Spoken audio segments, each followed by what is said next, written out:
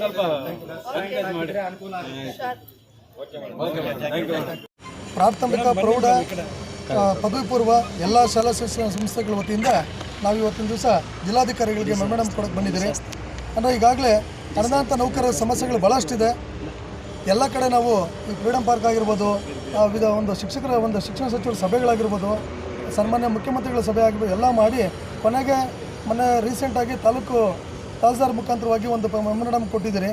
ಇದ ನಂತರವಾಗಿ ಈಗ ಒಂದು 15 ದಿವಸದ ನಂತರವಾಗಿ ಜಿಲ್ಲಾಧಿಕಾರಿಗಳ ಮುಖಾಂತರವಾಗಿ ನಮ್ಮ ಏನು ಬೇಡಿಕೆಗಳಿದೆ ಆ ಬೇಡಿಕೆಗಳನ್ನ ಕೊಡಬೇಕು ಅಂತ ಹೇಳಿದ್ದಾರೆ ರಾಜ್ಯ ಸಂಘದ ವತಿಯಿಂದ. ಈಗಲೂ ಸಹ ನಮ್ಮ ADC ಮೇಡಮ್ ಅವರಿಗೆ ಕೊಟ್ಟು ಮನವರಿಕೆ ಮಾಡಿದ್ದೀರಿ. ಅವ್ರನ್ನ CMಗೆ ಕೂಡ ತಲುಪಿಸೋದು ಕೆಲಸ ಅವ್ರು ಮಾಡ್ತೀನಿ ಅಂತ ಹೇಳಿದ್ದಾರೆ. ಈಗಾಗಲೇ ಬೇಡಿಕೆಗಳು ನಮ್ಮದು ಇಷ್ಟ ಸರ್. ನಮ್ಮದು ಈಗ ನಮಗೆ ಮುಖ್ಯವಾಗಿ OPS ಜಾರಿ ಆಗಬೇಕು. ಒಂದು ಮುಖ್ಯವಾಗಿ OPS ಜಾರಿ ಆಗಬೇಕು. ಜೊತೆಗೆ ಆ ಖಾಲಿ ಹುದ್ದೆಗಳು ತುಂಬಂಥದ್ದು ಪ್ರೈಮರಿ ಶಾಲೆಗಳಿಗೆ ಈಗಾಗಲೇ ಸರ್ಕಾರ ಬಂದು 2020 ಡಿಸೆಂಬರ್ 31ವರೆಗೂ ಅವಕಾಶ ಕೊಟ್ಟಿದ್ದಾರೆ ಪ್ರೌಢಶಾಲೆಗಳಿಗೆ, ಪದವಿ ಪೂರ್ವಗೆ ಮತ್ತು ಪದವಿ ಶಿಕ್ಷಣಕ್ಕೆ, ಅನುದಾನ ಸಂಸ್ಥೆಗಳಿಗೆ. ಆದರೆ ಪ್ರಾಥಮಿಕ ಶಾಲಾ ಶಿಕ್ಷಕರಿಗೆ ಸುಮಾರು ವರ್ಷಗಳು ಸುಮಾರು ಸೆಕ್ಷನ್ಸ್ ಇರೋಂಥ ಶಾಲೆಗಳು ಫೌಂಡೇಶನ್ ನಮ್ಮ ಪ್ರಾಥಮಿಕ ಶಾಲಾ ಶಿಕ್ಷಣ, ಈ ಶಿಕ್ಷಣಕ್ಕೆ ಈಗಾಗಲೇ ಏನು 2002ರಿಂದ 2024ವರೆಗೂ ಸುಮಾರು ವರ್ಷಗಳಿಂದ ನೆನೆಗುದಿಗೆ ಬಿದ್ದಿದೆ ಅದು ಖಾಲಿ ಹುದ್ದೆಗಳು. ಹಂಗಾಗಿ ಶಾಲೆಗಳು ಕೊಡದೆ ಈಗಾಗಲೇ ಶಾಲೆಗಳನ್ನ ಅವನತಿ ಹಂಚಿತು ಬಂದಿದೆ. 7-8 ಸೆಕ್ಷನ್ಸ್ ಇರೋಂಥದ್ದೆಲ್ಲ ಒಂದೊಂದು ಸೆಕ್ಷನ್ಗೆ ಅಲುಗಾಡ್ತಾ ಇದೆ ಶಾಲೆಗಳು, ಪ್ರಾಥಮಿಕ ಶಾಲಾ ಶಿಕ್ಷಣ. ಹಂಗಾಗಿ ಈ ಒಂದು ಏನು ಕೊಟ್ಟಿದ್ದಾರೆ ಪ್ರೌಢಶಾಲಾ ಈಗ ಪದವಿ ಪೂರ್ವ ಈ ಶಿಕ್ಷಣ ಸಂಸ್ಥೆಗಳಿಗೆ ಅವಕಾಶ ಕೊಟ್ಟಿರೋಂಥ ಖಾಲಿ ಹುದ್ದೆಗಳು ತುಂಬ ಅವಕಾಶ ಕೊಟ್ಟಿರೋಂಥದ್ದು. ಅದೇ ರೀತಿಯಲ್ಲಿ ನಮ್ಮದೇನು ಈಗ 22 ವರ್ಷ ಮೇಲಾಗಿದೆ. ನಮ್ಮದು 22 ವರ್ಷದೇನು ನೆನೆಗುದಿಗೆ ಬಿದ್ದಿರೋಂಥದ್ದು ಪೋಸ್ಟ್ಗೆ ಖಾಲಿ ಹುದ್ದೆಗಳನ್ನ ಈಗಾಗಲೇ ಸರ್ಕಾರ ಕೊಡಲೇಬೇಕು ಅಂತೇಳಿ ಹಕ್ಕೊತ್ತಾಯ ಮಾಡ್ತಾ ಇದ್ದಾರೆ. ಅನಂತರ ಜ್ಯೋತಿ ಸಂಜೀವನೆ ಮತ್ತೆ 2014 ವಿಧೇಯಕ ಅದು 2014 ತಿದ್ದುಪಡಿ ವಿಧೇಯಕನ ಅದನ್ನು ತೆಗಿಬೇಕು. ಅದು ತೆಗೆದ್ರೆ ಈಗಾಗಲೇ ಸರ್ಕಾರಕ್ಕೆ ಈಗಾಗಲೇ ನಮಗೆ ಅದೇ ಆ ವಿಧೇಯಕದ ಪ್ರಕಾರವಾಗಿ 2000ರಿಂದ OPS ಸ್ಟಾಪ್ ಆಯಿತು, NPS ಬಂತು. NPS ಬಂದ್ರೂ ನಮ್ಮಲ್ಲೂ ನಾವು 2006 ಪೂರ್ವದಲ್ಲಿ ನಾವು ಕೆಲಸ ಮಾಡಿದ್ದೀರಿ. ನಮ್ಮನ್ನು ಒಂದು ವಿಧೇಯಕ ನಮಗೆ ಆ ವಿಧೇಯಕ ದುಶ್ಮನಾಗಿ ನಮ್ಗೆ ಕಾಣ್ತಾ ಇದೆ. ಅದು ಯಾಕೆ ಆ ವಿಧೇಯಕ ತೆಗಿಬೇಕು, ಜೊತೆಗೆ ಭವಿಷ್ಯವರ್ತಿ ಮಾಡಬೇಕು. ಈಗಾಗಲೇ ನಮ್ಮ ಅನುದಾನಿತ ನೌಕರರು ಸುಮಾರು ಜನ ನೌಕರರು ಈಗಾಗಲೇ ಯಾವುದು NPS ಇಲ್ಲದೆ OPS ನಿವೃತ್ತರಾಗಿದ್ದಾರೆ. ₹1 ಅವ್ರಿಗೆ ಪೆನ್ಷನ್ ಇಲ್ಲದೆ ಬರೀ ಕೈಯಲ್ಲಿ ಮನೆಗೆ ಹೋಗಿರೋಂಥ ಕೆಲಸ ಆಗ್ತಾ ಇದೆ. ಇವ್ರಿಗೆಲ್ಲರೂ OPS ಜಾರಿ ಆದರೆ ಇವ್ರಿಗೆಲ್ರಿಗೂ ಅನುಕೂಲ ಆಗ್ತದೆ. ಇಲ್ಲ ಅಂದರೆ 2006 ಪೂರ್ವದಲ್ಲಿ ಅವ್ರಿಗೇನು ಸೇವಾ ಅವಧಿ ಅವ್ರು ಸೇರ್ಕೊಂಡಿದ್ದಾರೆ, ಡೇಟ್ ಆಫ್ ಜಾಯ್ನಿಂಗ್ ಇದೆ, ಸೇವೆಗೆ ಸೇರುವಂಥ ದಿನಾಂಕ, ಆ ದಿನಾಂಕದಿಂದ ಅವ್ರನ್ನ ಕನ್ಸಿಡರ್ ಮಾಡಿ ಫಿಟ್ಮೆಂಟ್ ಮಾಡಿ ಅವ್ರು ಫಿಕ್ಸೇಷನ್ ಮಾಡಿಕೊಟ್ರೆ ಅವ್ರಿಗೂ ಪೆನ್ಷನ್ ಎಲಿಜಿಬಲ್ ಆಗ್ತಾರೆ, ಅವರು OPS ಎಲಿಜಿಬಲ್ ಆಗ್ತಾರೆ.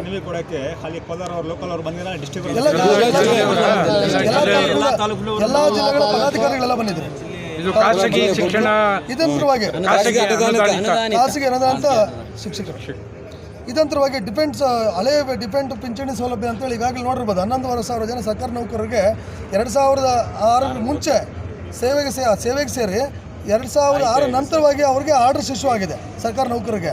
ಅವ್ರಿಗೆ ಡಿಪೆಂಡ್ ಸೌಲಭ್ಯ ಅಂತೇಳಿ ಅವ್ರಿಗೆ 11,000 ಜನ ಕೋರ್ಟಲ್ಲಿ ಕೇಸ್ ನಡೀತಾ ಇತ್ತು. ಕೇಸ್ ಕ್ಲಿಯರ್ ಆಗಿ 11,500 ಜನ ಇದೇ ಸರ್ಕಾರ ಅವ್ರಿಗೆ ಅವಕಾಶ ಕೊಟ್ಟಿದೆ. ಈಗಾಗಲೇ ಅವ್ರ ಕಡತಗಳು ಮುಂದುವರೆದು ಅವ್ರಿಗೆ OPS ಜಾರಿಗೆ ಆಗೋಕ್ಕೆ ಅಂಚಿನಲ್ಲಿದ್ದಾವೆ, ಹತ್ತಿರದಲ್ಲಿದ್ದಾರೆ ಅವರು. ಹಾಗಾಗಿ ಇದಂತರವಾಗಿ ಜೊತೆಗೆ ನಮಗೆ ಮೆಡಿಕಲ್ ಅಲಯನ್ಸ್, ಸರ್ಕಾರಿ ನೌಕರಿಗೆ ಮೆಡಿಕಲ್ ಅಲಯನ್ಸ್ ಇದೆ, ಜ್ಯೋತಿ ಸಂಜೀವನಿ. ಈ ಮೆಡಿಕಲ್ ಅಲಯನ್ಸ್ ನಮಗೆ ಜ್ಯೋತಿ ಸಂಜೀವನಿಗೆ ಒಂದು ಸ್ಕೀಮ್ ಬಂದಿದ್ದು. ನಮ್ಮ ನೌಕರರಿಗೆ ಕಾಯಿಲೆ ಕಸಲೆ ಬರಲ್ವಾ? ಈಗ ಅವ್ರಂತೆ ನಾವು ನೌಕರರೇ ಇಲ್ಲ. ಆ ನೌಕರರಿಗೆ ಆ ಸರ್ಕಾರ ಯಾವ ರೀತಿ ತಾರತಮ್ಯ ಮಾಡ್ತಾ ಇದೆ. ನಾವು ಸಣ್ಣ ಪುಟ್ಟ ಕಾಯಿಲೆಗಳಾಗ ತೋರಿಸ್ಕೊಂಡು ನಾವು ಟ್ರೀಟ್ಮೆಂಟ್ ತೊಗೋಬೋದು. ಆದರೆ ಮಾರಣಾಂತಿಕ ಕಾಯಿಲೆಗಳಿಗೆ ಟ್ರೀಟ್ಮೆಂಟ್ ತಗೊಳ್ಳೋದಕ್ಕೆ ಆ ಶಿಕ್ಷಕರಿಗೆ ಬರೋ ಸಂಬಳದಲ್ಲಿ ಸುಮಾರು ಸಮಸ್ಯೆಗಳು, ಸುಮಾರು ಮಕ್ಕಳು ಮೋದಿಸೋದಿರ್ಬೋದು, ಸುಮಾರು ವ್ಯವಸ್ಥೆಗಳಿರ್ಬೋದು, ಅನುದಾನ ಶಾಲೆಗಳನ್ನ ಮುಂದುವರಿಸೋಂಥ ಮೇಲೆ ವಸ್ತುವಾರಿ ಇರ್ಬೋದು, ಇವೆಲ್ಲ ಆ ಸಮಸ್ಯೆಗಳಿಗೆ ಅವನ ಒಂದು ವೇತನದಲ್ಲೇ ನೋಡಬೇಕಾಗ್ತದೆ. ಆ ಶಿಕ್ಷಕನ ನೋಡಿ ಜೊತೆಗೆ ಆ ಮಾರಣಾಂತಿಕ ಕಾಯಿಲೆಗಳಿಗೆ ಸುಮಾರು ಈಗಾಗಲೇ ಹಿಂದೆ ಆ ಒಂದು ಹಾರ್ಟ್ ಅಟ್ಯಾಕ್ ಆಗಿ ಸುಮಾರು ಜನ ನಮ್ಮ ಶಿಕ್ಷಕರು ವೃತ್ತಿಯಿರುವಂಥ ಶಿಕ್ಷಕರ ಹೃದಯಾಘಾತ ಆಗಿ ಆ ಹೃದಯ ಕೊನೆಗೆ ತೋರಿಸ್ಕೊಳ್ಳೋಕ್ಕಾಗದೆ ಎಲ್ಲ ಶಿಕ್ಷಕರೆಲ್ಲ ಒಂದು ಶಿಸ್ತು ಕೊಟ್ಟು ಆ ಒಂದು ಹಾಸ್ಪಿಟ್ಲಲ್ಲಿ ಒಂದು ಚಿಕಿತ್ಸೆ ಪಡ್ತಾ ಇದ್ದಾರೆ. ಇಂಥ ಪರಿಸ್ಥಿತಿಗಳು ಅಂಗನವಾಡಿ ಶಾಲೆಗಳಿಗೆ ಬಹಳಷ್ಟು ಸಮಸ್ಯೆ ಇದೆ. ಮೆಡಿಕಲ್ ಅಲಯನ್ಸ್ ಇದು ಸಹಾಯ ಏನೂ ಕೊಡ್ತಾ ಇಲ್ಲ. ಹಂಗಾಗಿ ಈಗಾಗಲೇ ನಾವು ಫ್ರೀಡಮ್ ಪಾರ್ಕಲ್ಲಿ 141 ದಿವಸ ನಾವು ಫ್ರೀಡಮ್ ಪಾರ್ಕಲ್ಲಿ ಸ್ಟ್ರೈಕ್ ಮಾಡಿದ್ರೆ ಇದೇ ಬೇಡಿಕೆಗಳ ಕುರಿತು ಆ ಬೇಡಿಕೆ ಕುರಿತು ಮಾಡಿದಾಗ ಸುಮಾರು ನಾಲ್ಕು ಜನ ಆ ಒಂದು ಈ ಆತ್ಮಹತ್ಯೆ ಮಾಡ್ಕೊಂಡ್ಬಿಟ್ರು ಶಿಕ್ಷಕರು. ಭಾಳ ನೋವಿನ ಸಂಗತಿ ಇದು. ಸರ್ಕಾರಕ್ಕೆ ಇದೆಲ್ಲ ಸರ್ಕಾರ ಗಮನಕ್ಕೂ ಹೋಗಿದೆ.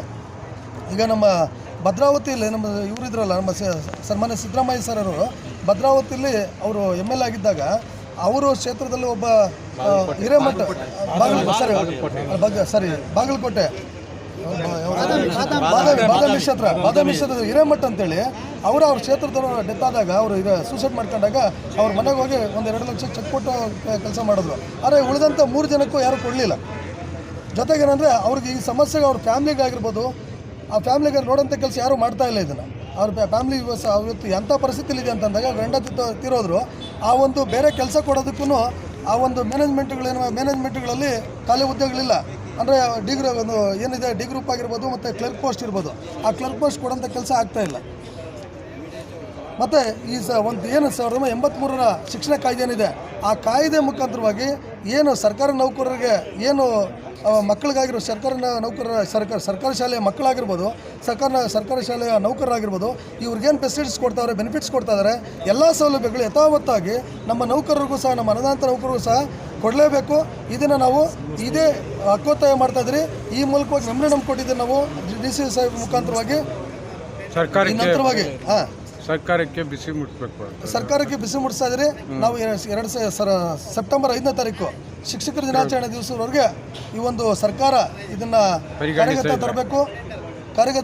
ಕರೆದು ಈಗ ಒಂದು ನಮ್ಮ ರಾಜ್ಯ ಸಂಘದ ಆಗಿರ್ಬೋದು, ಜಿಲ್ಲಾ ಸಂಘ ಆಗಿರ್ಬೋದು, ಕರೆದು ಮಾತನಾಡಬೇಕು.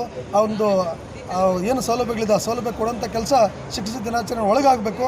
ಆಗಲಿಲ್ಲ ಅಂತಂದಾಗ ನಾವು ಮುಂದಿನ ದಿನಗಳಲ್ಲಿ ಆವತ್ತಿನ ದಿವಸದಲ್ಲಿ ನಾವು ಅನಿರ್ದಿಷ್ಟ ಮುಷ್ಕರ ಮಾಡೋಕ್ಕೆ ನಾವೆಲ್ಲ ಶಿಕ್ಷಕರೆಲ್ಲ ಸಿದ್ಧರಾಗಿದ್ದೀವಿ.